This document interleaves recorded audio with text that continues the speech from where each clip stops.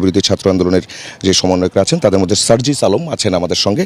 আমরা তার কাছ থেকে একটু জানতে চাই এবং একই সঙ্গে এই বিষয়টাও জানতে চাই সার্জিস, সেটা হচ্ছে যে আপনারা বলছেন অনেকে শুনছে, আমরা এমনও দেখেছি যে অনেক জায়গায় বিভিন্ন জিনিস লুট হয়ে গিয়েছিল, সেগুলো শিক্ষার্থীরা আবার ফেরত দিয়েছে, এমন ঘটনাও ঘটছে। কিন্তু তারপরও যেমন সচিবালয়ে কিছুক্ষণ আগে যে ঘটনাটা ঘটলো, এই সব বিষয়ে আসলে আপনাদের কি বলার আছে? আচ্ছা দেখুন, প্রথমে আমাদের জায়গা থেকে একটা জিনিস স্পষ্ট করি যে আমরা বিভিন্ন জায়গায় অনাকাঙ্ক্ষিত ঘটনার কথা শুনেছি গতকালকে।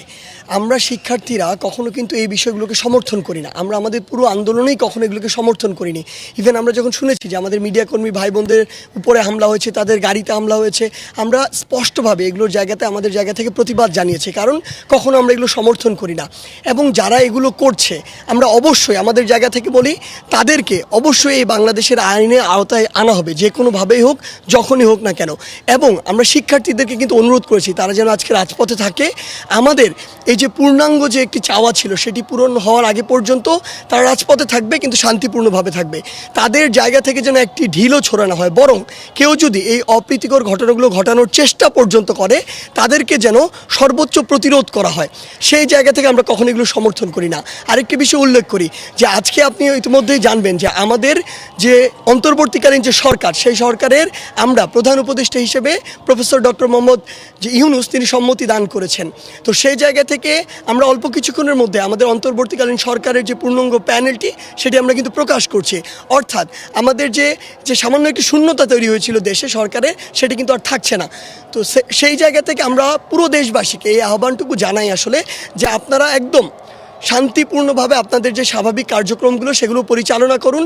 অবশ্যই দেশে একটি ট্রানজিশন ফেজ চলছে, হয়তো 2-1 দিন কিছুটা পরিস্থিতি স্বাভাবিক পরিস্থিতির একটু ব্যতিক্রম থাকবে, কিন্তু সেই জায়গা থেকে আমরা যদি সকলে আমাদের জায়গা থেকে যে কাজগুলো করা দরকার সেগুলো শান্তিপূর্ণভাবে করি, তাহলে আমাদের মনে হয় আমরা খুব দ্রুত সময়ের মধ্যে এই পরিস্থিতি উতরে যাব।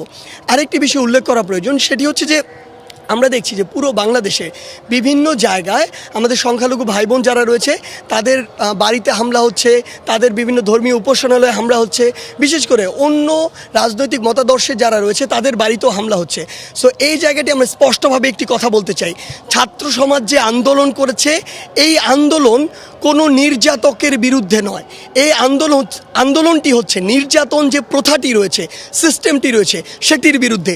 একজন নির্যাতক গিয়েছে, আরেকজনে সে বসবে, এটা আমরা কখনো হতে দিব না, এটা আমরা কখনো সমর্থনও করি না। সেই জায়গা থেকে কেউ যদি এই অপচেষ্টাগুলো করে, সবগুলো রিপোর্টই আপনাদের মাধ্যমে আমরা জানতে পারছি, তাদের বিরুদ্ধে যেই ব্যবস্থা নেয় আমরা সেই ব্যবস্থাটি নিব।